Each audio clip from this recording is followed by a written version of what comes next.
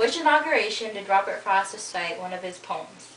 A. Dwight Eisenhower, B. John F. Kennedy, C. Richard Nixon, or D. Theodore Roosevelt?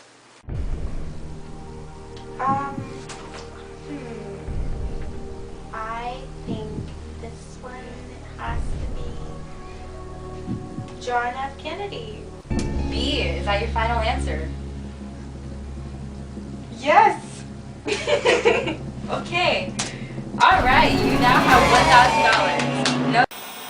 Bill, this is your $1 million question, and if you get it wrong, then you can choose to drop out of school.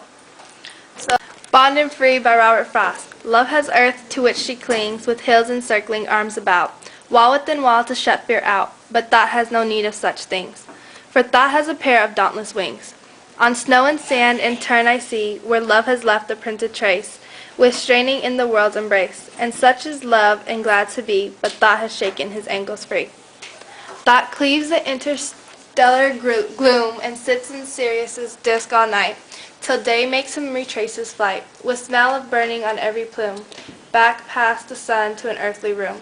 He gains in heaven are what they are, yet some lay love by being thrall, and simply staying possesses all, in several beauty that thought fares far, to find fused in another star. Give a correct analysis of this poem. You know, this seems pretty hard. I think I'm going to have to drop out of school. Okay. So let me tell you the correct answer now. In this poem, Robert Frost uses personification to show that thought and love are connected with each other. He capitalizes the first letter of both of those words as if they are names of people. In doing so, he helps the readers know that there is a clear relationship between the two in the poem. Throughout the poem, he talks about the two as if they are separate things. But at the end, he says they are fused together. Frost wants the readers to see that love can take control of you, as if in a bond, but thought is what sets us free. Man, I knew that too. I should have stayed in school. And I have to say, I am not smarter than a 5th grader. Back from our commercial break, and we're on to our next question. Where did Robert Frost live when he left the United States for a short period of time?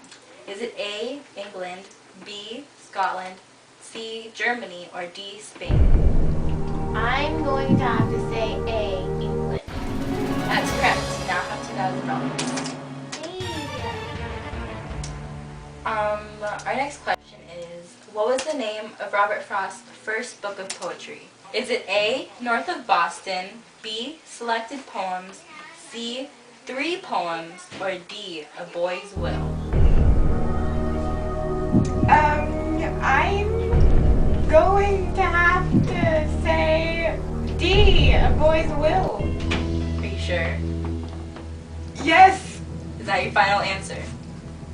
I hope so. Because you're correct. Final. Yay! Okay. $4,000 going on $8,000.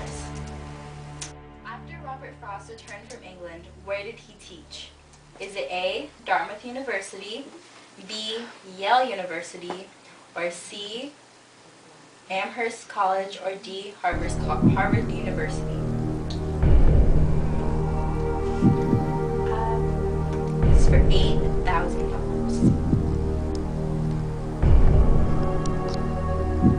I'm going to guess on this one. And my answer is Amherst College. Are you sure? Yes. Because you're correct. Yay! Okay. You now have $8,000. Oh my god. So, which newspaper was Robert Frost's first poem published? Is it the A, the New York Post, B, the Independent, C, New York Times, or D, the Observer?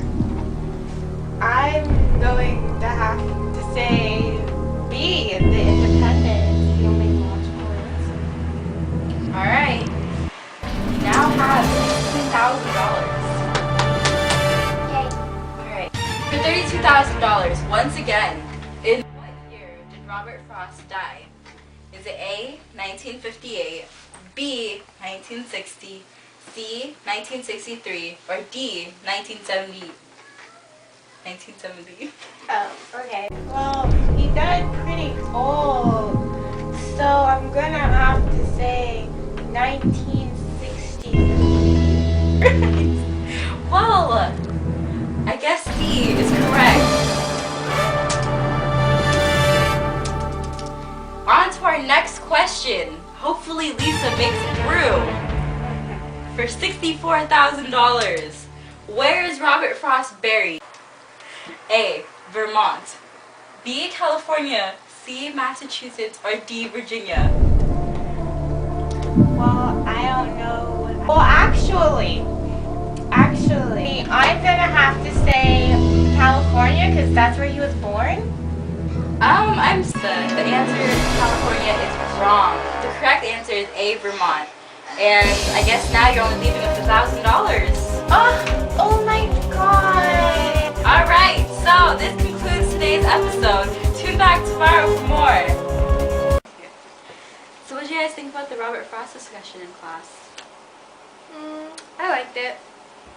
I thought it was good. I like his poems. Me too. I remember we read that poem out last year in Miss Flaherty's class. I really liked that Oh one. yeah, that was by him. Yeah, I think that was the first Robert Frost poem I read. But I think I like the 3 that we read in class more because it talks more about like how like natural things can like really symbolize things that happen in real life. The Road Not Taken is one of my favorite poems. Me too. I like the symbols he uses and how he uses real life situations, but you don't really notice it until like you read like in between the lines. Yeah, that's what I like too, is how you can't tell what he's trying to say right off, but you have to think about it. Yeah. So, I think he's a really good poet. Alright, let's watch TV.